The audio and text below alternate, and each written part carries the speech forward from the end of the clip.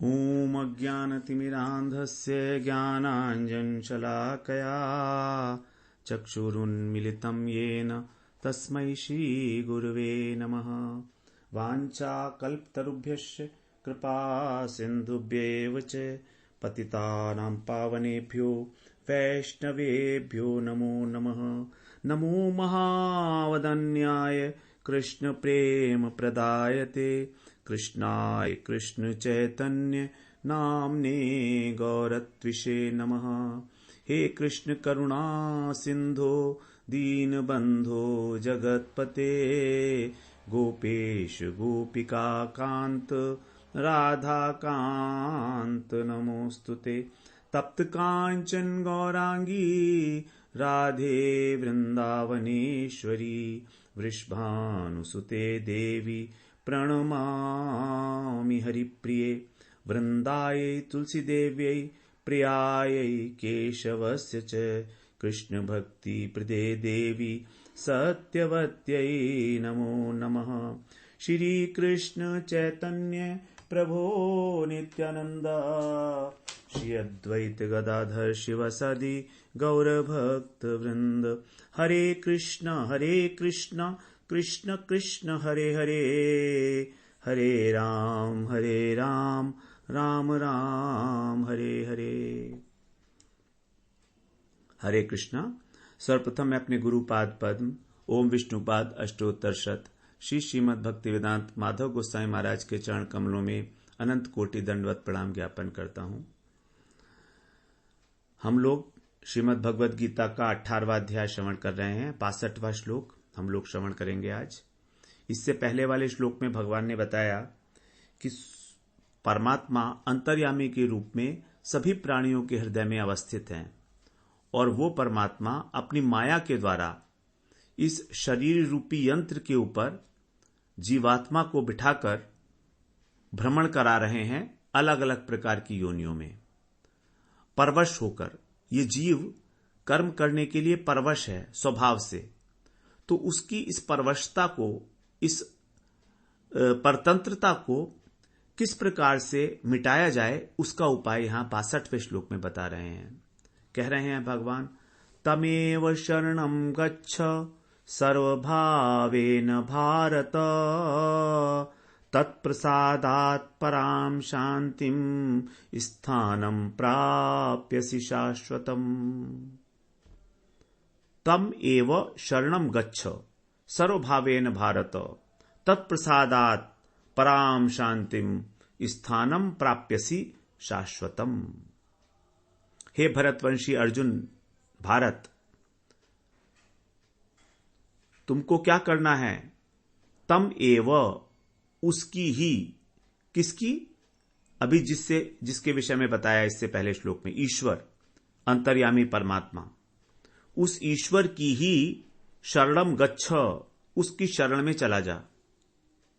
कैसे चला जा? सर्वभावेन, सर्वभाव से, सब प्रकार से उस परमात्मा की शरण ले ले। तत्प्रसादात, फिर उसकी कृपा से, पराम शांतिम स्थानम प्राप्यसि शाश्वतम, तुमको क्या प्राप्त होगा? परम शांति को प्राप्त हो जाएगा और अविनाशी पद को भी प्राप्त होगा। दोनों बातें, परम शांति और शाश्वत स्थान अर्थात परम पद। तो जब भगवान ने अर्जुन से कहा कि तू मेरे चित्त वाला हो, मेरी कृपा से तू तर जाएगा, मत चित्तः सर्व दुर्गाणी मत प्रसादात् तरिष्यसि, तो अर्जुन कुछ बोले नहीं। हो सकता है अर्जुन को भगवान के वचनों पे पूरा विश्वास ना हुआ हो, ऐसा होता तो नहीं है लेकिन हो सकता है। इसीलिए अब भगवान यहां पर अर्जुन को अंतर्यामी परमात्मा की शरण में जाने को कह रहे हैं, क्योंकि अंतर्यामी परमात्मा भगवान का ही तो आंशिक अभिव्यक्ति है। ब्रह्म, परमात्मा और भगवान, ये तीन है। तो ब्रह्म जो है उसमें केवल ज्ञान अंश है, चित अंश, परमात्मा में सच्चित अंश है और भगवान के अंदर सच्चित आनंद, तीनों है। तो किसी की भी शरण ले, अपनी अपनी रुचि है। भगवान ने ये दो स्वरूप अपने जो प्रकट किए ब्रह्म और परमात्मा के रूप में, क्यों किए? क्योंकि अलग अलग प्राणियों की, मनुष्यों की अलग अलग रुचि है।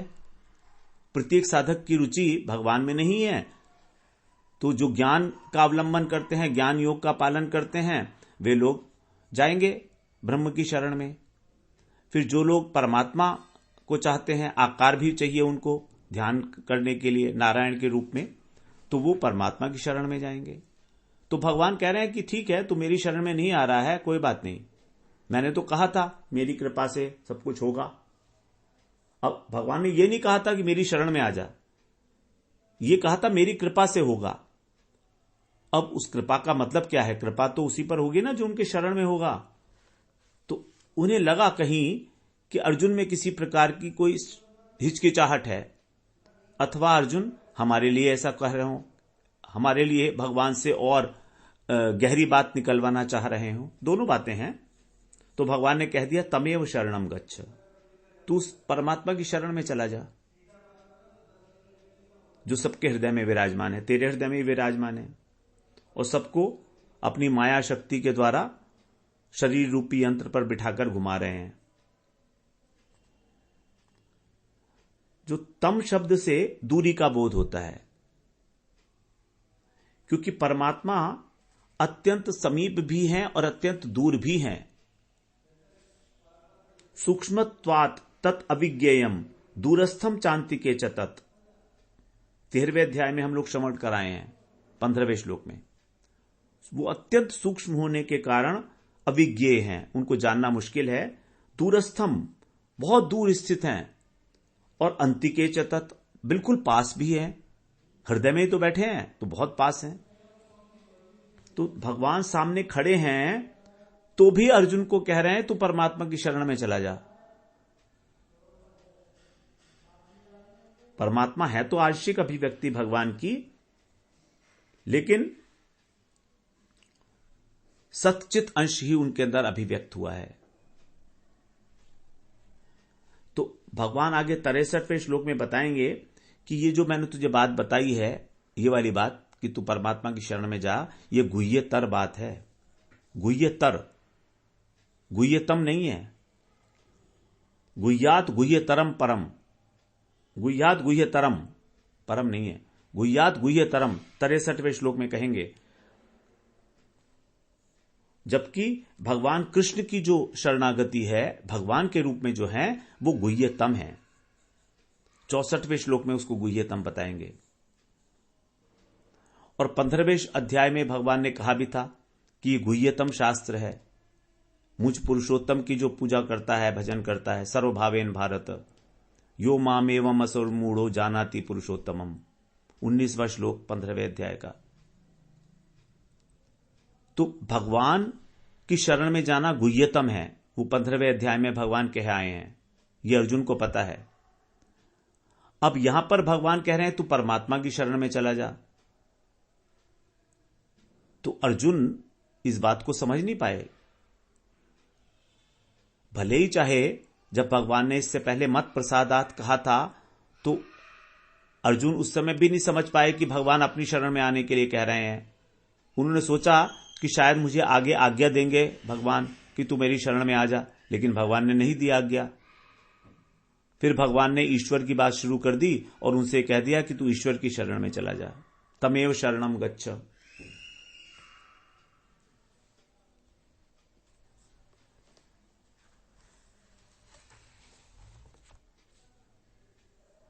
तो ये बात जो है अर्जुन को कुछ ठीक नहीं लगी कि भगवान मुझे दूसरे की शरण में भेजने को क्यों कह रहे हैं। अब मैं तो भगवान से ये सोच रहा था कहेंगे कि अपनी शरण में लेने के लिए मुझे, और भगवान ने ये बात डायरेक्ट ना कह के इनडायरेक्ट रूप से कह दी कि मेरे प्रसादात मत प्रसादात तरिष्यति, मेरी कृपा से तू तर जाएगा। तो मेरी कृपा कब होगी? जब तू मेरी शरण में आएगा। तो अर्जुन सोचते हैं कि मैं तो भगवान की शरण में हूं ही, तो भगवान ऐसी बात क्यों कह रहे हैं। लेकिन भगवान अभी यह नहीं सोचते कि अर्जुन शरण में है। अगर अर्जुन शरण में होते तो वहां पर ना ये नहीं कहते ना योत्स्य इति गोविंदम, तो भगवान का अर्जुन का ये कहना कि मैं युद्ध नहीं करूंगा, अर्जुन की शरणागति को पूर्ण नहीं करता। अभी अर्जुन की शरणागति में कुछ कमी है, इसीलिए भगवान उनको यह टेस्ट करने के लिए कह रहे हैं, तमेव शरणम गच्छ।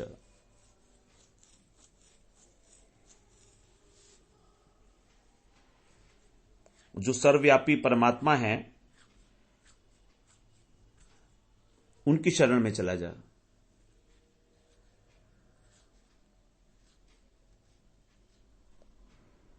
तो भगवान अपना परिचय पहले दे तो आए हैं, चौथे अध्याय में दे दिया था उन्होंने कि मैं कौन हूं, अजोपि सन् अव्ययात्मा कहकर, संपूर्ण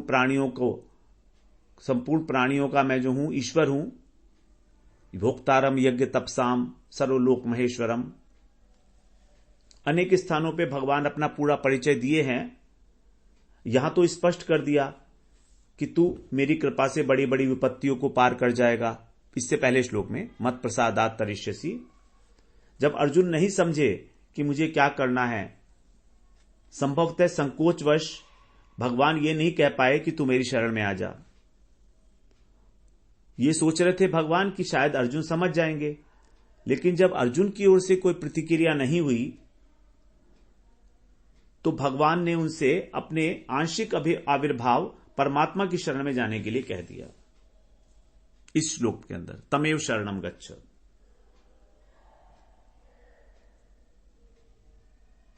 वहां पर भगवान ने चेतावनी भी दी थी अर्जुन को कि यदि तू मेरी बात नहीं सुनेगा, अर्थात मेरी कृपा को प्राप्त नहीं करेगा अहंकार के कारण, तो तेरा नाश हो जाएगा और तेरा ये युद्ध करने का निश्चय भी टिकने वाला नहीं है। इतने पर भी अर्जुन कुछ नहीं बोले वहां। तो भगवान ने सोचा ठीक है, शायद तू मेरी शरण में आना नहीं चाहता है। अब कुछ भी बात हो, अर्जुन भगवान से स्पष्ट रूप में आज्ञा चाह रहे थे और भगवान संकोचवश ये कह नहीं रहे थे कि तू मेरी शरण में आ जा। वो सोच रहे थे अर्जुन समझदार हैं, समझ जाएंगे। तो अर्जुन समझ तो रहे थे बात को, लेकिन भगवान के श्रीमुख से सुनना चाहते थे कि भगवान मुझे स्वयं आज्ञा दें कि मेरी शरण में आ जा। तो भगवान ने उनकी परीक्षा लेने के लिए समझो ये कह दिया, तमेव शरणम गच्छ, उस परमात्मा की शरण में चला जा। अब जब सामने भगवान खड़े हुए हैं, कृपा करने के लिए तैयार हैं और कह दें कि तू जा उस परमात्मा की शरण में चला जा, तो अर्जुन को बड़ा अजीब सा लगा।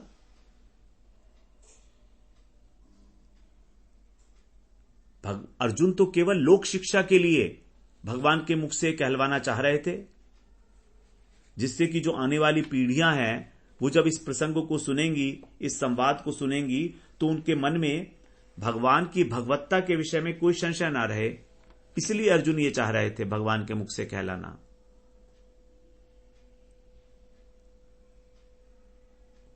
लेकिन भगवान ने परीक्षा के लिए अर्जुन की तमेव शरणम गच्छ कह दिया। तो अब यहां पर तम एव भी लगा दिया भगवान ने। एव का मतलब यह है कि जिस व्यक्ति का इस शरीर रूपी यंत्र से संबंध है, मैं और मेरा का, वही परमात्मा की शरण में जाता है।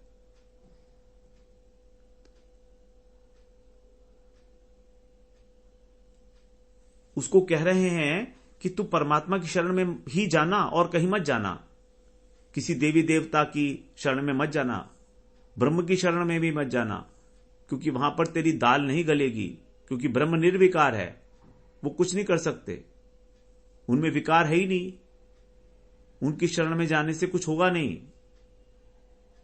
क्या सेवा करेगा ब्रह्म की, उसका आकार ही नहीं है, वो तो केवल ज्ञान मात्र है। लेकिन परमात्मा का आकार है, परमात्मा की सेवा कर सकते हो। वैकुंठ के अंदर परमात्मा की सेवा करते हैं उनके पार्षद नारायण के रूप में।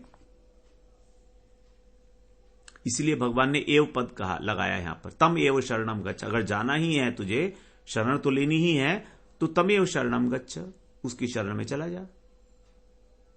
सर्वभावेन भारत,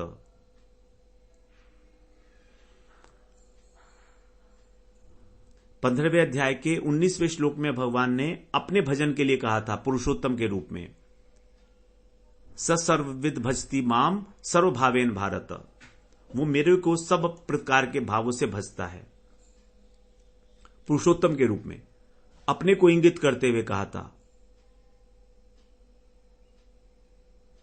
जो मुझको पुरुषोत्तम जानता है वही मेरा प्रत्येक भाव से भजन करता है, सर्वभावेन भारत। तो वहां पर भजन करने के लिए तो कहा था भगवान ने, लेकिन शरण लेने के लिए नहीं कहा था वहां। अब यहां पर शरण लेने के लिए कहा है सर्वभावेन। तो वहां पर सर्वभाव जो है भक्ति का विशेषण है और यहां पर सर्वभाव शरणागति का विशेषण है।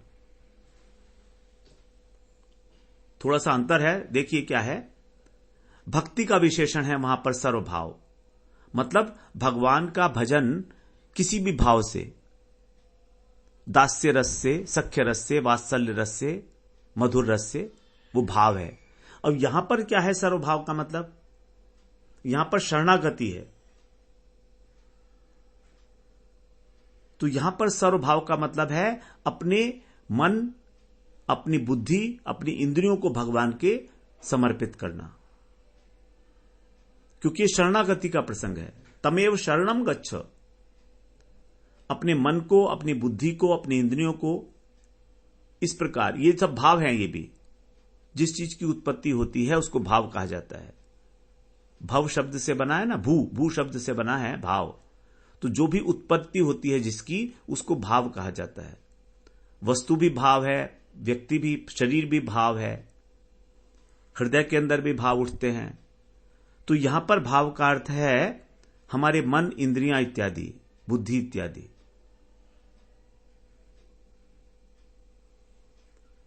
तो ये जो है प्रथम अवस्था है शरणागति।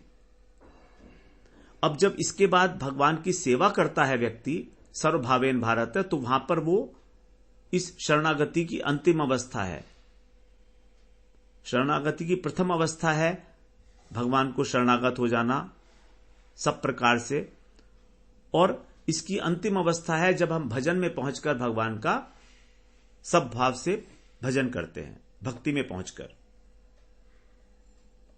जब भक्ति का अधिकार प्राप्त हो जाता है तब। तो दोनों सर्वभाव में थोड़ा सा अंतर है, उसको समझना आवश्यक था। फिर कह रहे हैं तत्प्रसादात पराम शांतिम स्थानम प्राप्यसी शाश्वतम। अब उनके कृपा से तेरे को शाश्वत स्थान की, परम शांति की प्राप्ति होगी। तो 56वें श्लोक में कहा था मेरे कृपा से तेरे को प्राप्ति होगी शाश्वत पद की। मत प्रसादात 18वें अध्याय का 56वां श्लोक से हम लोग इसलिए रेफर कर रहे हैं कि हम इस बात को समझना चाह रहे हैं कि क्या मतलब क्या है इसका। पहले तो भगवान ने कहा मेरी शरण में आ जा, मत प्रसादात आप अवापनोति शाश्वतम पदम अव्ययम। अब वही बात अब कह रहे हैं तत्प्रसादात अवापनोति शाश्वतम स्थानम प्राप्यसी शाश्वतम। तो 56वें श्लोक में कहा कि मेरी कृपा से होगा सब कुछ, तुझे अविनाशी पद की प्राप्ति होगी, अर्थात वैकुंठ और गोलोक धाम की प्राप्ति होगी। और यहां पर परमात्मा की शरण लेने से परम शांति की और शाश्वत धाम की प्राप्ति होगी। तो यहां पर परम शांति और शाश्वत धाम, यहां दोनों एक तो हो नहीं सकते, वरना रिपीटिशन हो जाएगा, पुनरुक्ति दोष आ जाएगा। तो परम शांति का अर्थ यहां पर हमें लेना होगा संन्यास, संसार के दुखों की निवृत्ति। देखिए दो चीजें हैं, संसार के दुखों की निवृत्ति और भगवत धाम की प्राप्ति। अब भगवत धाम की प्राप्ति होने में संसार के दुख की निवृत्ति तो आ ही गई, ऑटोमेटिकली आ गई। तो वहां पर जब भगवान ने कहा था मत प्रसादात, तो वहां पर उन्होंने संसार से दुखों की निवृत्ति को महत्व ही नहीं दिया। तभी उन्होंने डायरेक्ट बोल दिया कि तू मेरी शरण में, तू मेरे कृपा से मेरे परम धाम को प्राप्त करेगा। यह भगवान की विशेष कृपा है अपने भक्तों के ऊपर। उसका गौण फल है संसार के दुखों की निवृत्ति, मुख्य फल है भगवत प्राप्ति, भगवत धाम की प्राप्ति। लेकिन यहां पर भगवान बता रहे हैं कि यदि तू परमात्मा की शरण में जा रहा है तो पहले तेरी दुखों की निवृत्ति होगी, सांसारिक दुखों की निवृत्ति होगी। तत्प्रसादात परम शांति, परम शांति को पहले कहा ना, तो पहले तुझे परम शांति की प्राप्ति होगी, मतलब संसार से निवृत्ति होगी दुखों की। उसके बाद फिर तुझको स्थानम प्राप्यसी शाश्वतम, शाश्वत स्थान की अर्थात वैकुंठ की प्राप्ति होगी। तो ये प्रोसेस है, एक यहां पर क्रम आ जाएगा, क्योंकि परमात्मा की सेवा, परमात्मा की जो कृपा है वो कृपा ऐसी है जैसे कि एक जज की कृपा। एक जज ने कृपा किया तो आपको जो फांसी होने वाली थी वो छोड़ दिया, आपको जेल के बाहर आ गए आप। ये जज की कृपा है। लेकिन जो भगवान की कृपा है वो एक पिता की कृपा है। तो वही पिता जज है कोर्ट के अंदर, लेकिन घर के अंदर वो पिता है। तो यही अंतर है परमात्मा में और भगवान में। भगवान भक्त वत्सल है, वो अपने भक्त के लिए आतुर रहते हैं, उससे प्रेम करते हैं। परमात्मा प्रेम नहीं करते, परमात्मा प्रेम नहीं करते। परमात्मा का हिसाब बिल्कुल जज जैसा है, न्याय करते हैं परमात्मा। ये यथा माम प्रपद्यन्ते, जैसे को तैसा, जितना आपने किया उतना आपको मिलेगा, अधिक नहीं। लेकिन भगवान के साथ भगवान पक्षपात करते हैं अपने भक्तों के साथ। समूहम सर्वभूतेषु न मे द्वेष्योस्ति न प्रिय, 9वें अध्याय में बोले भगवान कि मैं सम हूं सभी व्यक्तियों के प्रति, लेकिन जो मेरा भजन करते हैं मैं उनके प्रति स्पेशली करुणाशील हूं। ये भजंती तु माम भक्त्या मयि ते तेषु चाप्यहम्। ऐसा होते हुए भी जो मुझको प्रेम से भजते हैं वे मुझ में हैं और मैं उनके लिए प्रत्यक्ष हूं।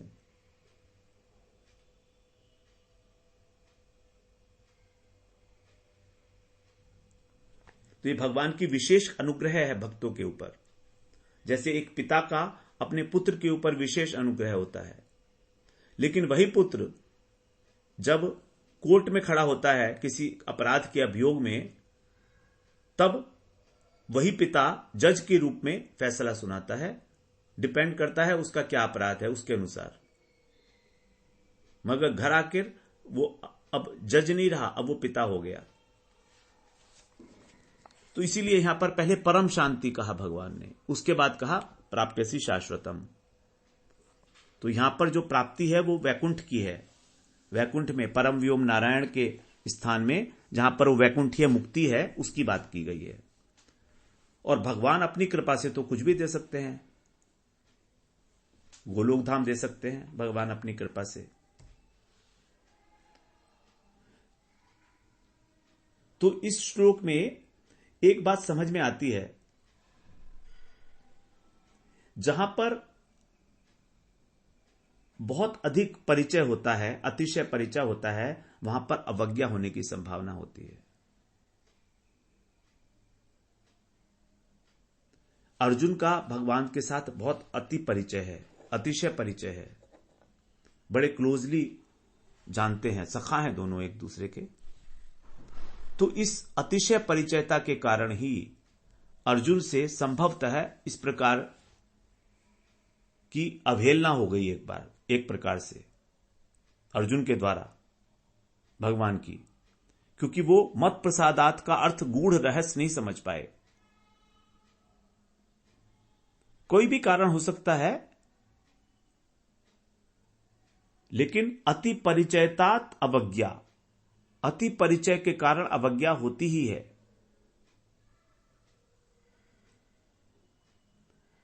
तो भगवान की उस बात के ऊपर ध्यान न देने के कई कारण हम लोगों ने डिस्कस किए।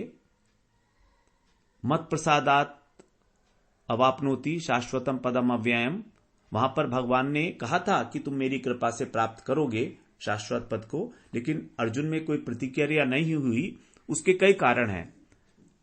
या तो अतिशय परिचयता हो सकती है, भगवान से बहुत क्लोज हैं, इसलिए शायद भगवान की बात इतनी गहराई से उन्होंने सुनी नहीं, इतनी ध्यान से नहीं सुनी, क्योंकि फ्लो चल रहा है, भगवान बोल रहे हैं तो अर्जुन सोच रहा है और कुछ आगे बताएंगे।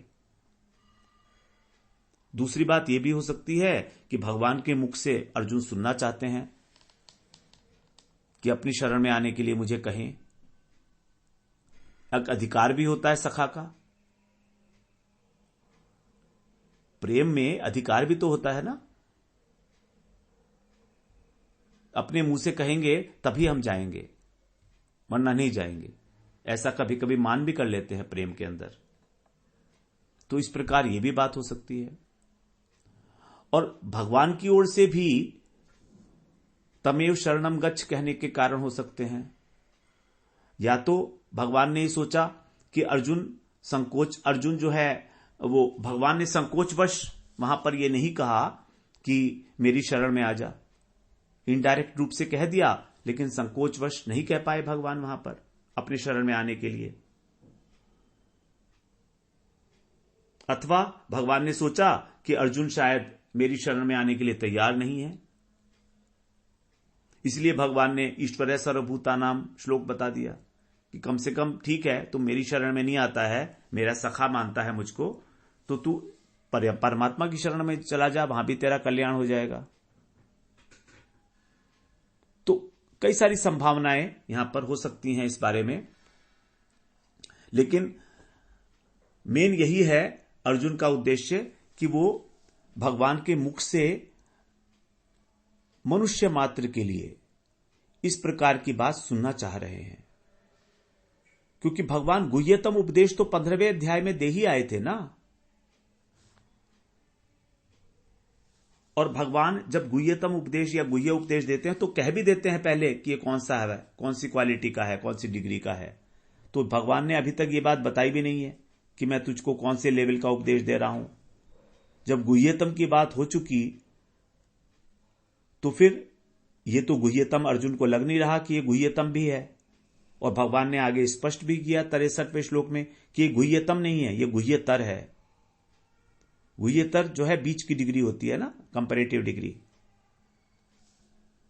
तो इस बात के ऊपर अलग अलग विचार हो सकते हैं, लेकिन जो कुछ भी हो अल्टीमेटली बात यही है केवल इतनी सी कि अर्जुन अपने लिए तो सब कुछ जानते हैं, वास्तव में सब कुछ जानते हैं अर्जुन, लेकिन लीला कर रहे हैं बस भगवान की ही आज्ञा से, भगवान की इच्छा के अनुसार, जिससे कि मानव मात्र का भगवत गीता के माध्यम से कल्याण हो जाए।